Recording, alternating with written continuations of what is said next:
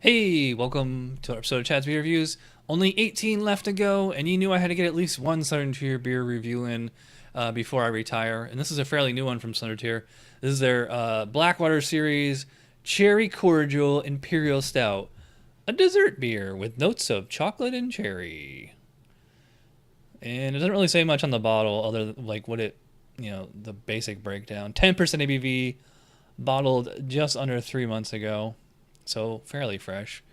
I kind of miss the good old days when Southern Tier used to put the exact malts and hops that were in the beers. They don't really do that anymore. They just kind of give a number. Like this one said, 4 malts and 1 hop. Which ones? I don't know. And it doesn't say. I just checked their website. It doesn't say if there's actual like real cherries in here, cherry puree, or just some kind of extract. And it doesn't say what the chocolate is either. Like if that's just some kind of flavoring syrup or whatever. Although they do say that there's lactose sugar in here, so they're probably going for a milk stout then. All right, so with no further ado, let's start diving in on the aroma. Ah, yes. Well, it definitely smells like what it's claiming to be, which is essentially chocolate-covered cherry. Although I'm getting way more cherry than chocolate. And it's funny, like I can smell the alcohol in here too. So it kind of smells like almost like if you put a maraschino cherry in some kind of cocktail or something like that. Almost like a little minty too. So I mean, it's like a fairly big cherry aroma on here. I guess it does smell like a fresh cherry, like in the produce section of the supermarket. It doesn't smell like something that came out of a can or a jar or whatever. As far as the chocolate, it's just kind of like a slight mint, or not mint, milk chocolate kind of thing. Actually, it kind of reminds me of chocolate, their imperial stout, but the cherry is pretty far up here and the chocolate's a little bit further down. As far as like the malts and hops and everything, it's tough. They're tough to pick out. I'm not getting like any roasty notes, toasty, nothing like that. Can't really pick out the hops either.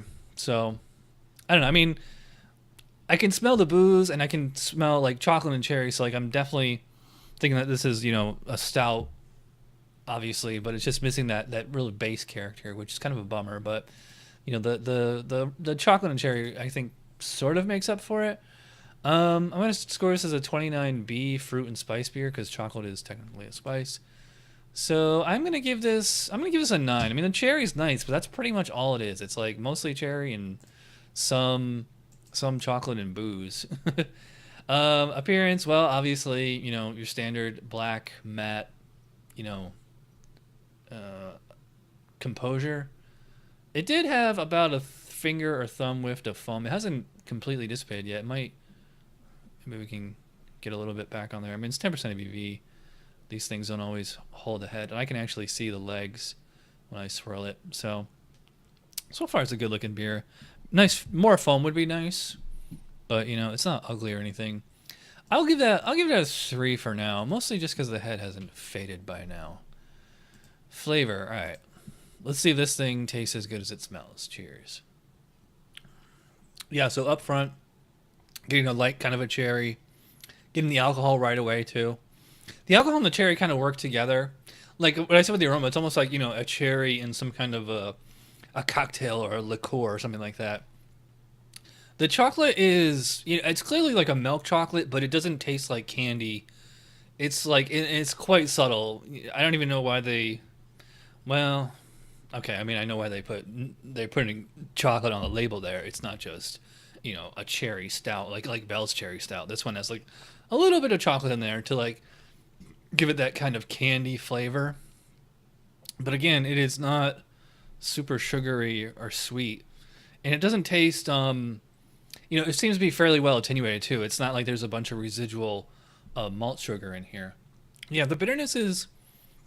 I'd say it's about moderate, which is fine because the sweetness is only about moderate. It is not like carbonated syrup.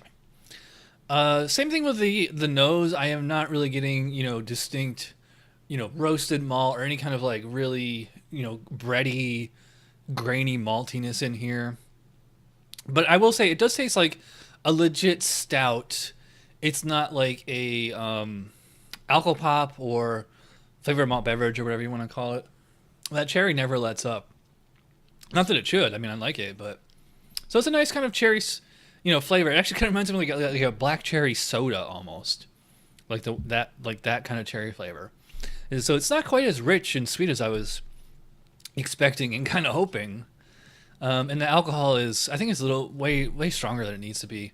So I don't know. I mean, as a fruity, spicy novelty beer, it's pretty nice. As like an imperial stout base, the imperial stout base is really basic, and I don't know if it goes so far as to say boring. I mean, it's just basic. Nothing really characterful on here. For flavor, I think I'm going to score this kind of low. I'm going to go like 13. In fact, the head faded. I might bump that appearance down to a 2, but we'll come back. Let's see what the final score is. All right, so let's talk about mouthfeel. 10% ABV Imperial Stout. You're thinking, and actually they make a point of saying on here, mouthfeel, body, creamy, heavy. I kind of disagree. I think this is only it's like a medium body, and it's got like the mouthfeel of like a 6% ABV stout. It's not like a, Goose Island or Marshall Zukhoff or something like that, like those big, oily, viscous stouts. That's like, obviously, the alcohol makes it known that it's 10% ABV. I will say it is very easily drinkable, and as I said many times already, it is not a sugar bomb, so it's not cloying. It actually finishes quite clean. I don't know if I go so far as to say dry. I think it's a little thin for what it should be. It just feels like it should be thicker and heavier. Carbonation is probably about moderately low. I think I'm going to go 3 out of 5 on the mouthfeel. Overall impression, I'm not really impressed. I mean, it's not a bad beer, but it's just not great. I'm going to go 6 out of 10. That's a total score of 34 out of 50. It's like right on the line between a 6 and a 7. All right, so I am rambling as always. Thanks for watching.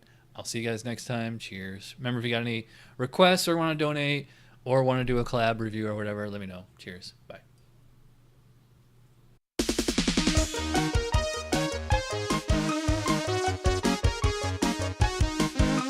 Somebody brewed it, Chad just reviewed it. Thanks for watching Chad's Beer Review. Trust me, the next episode will be a lot better.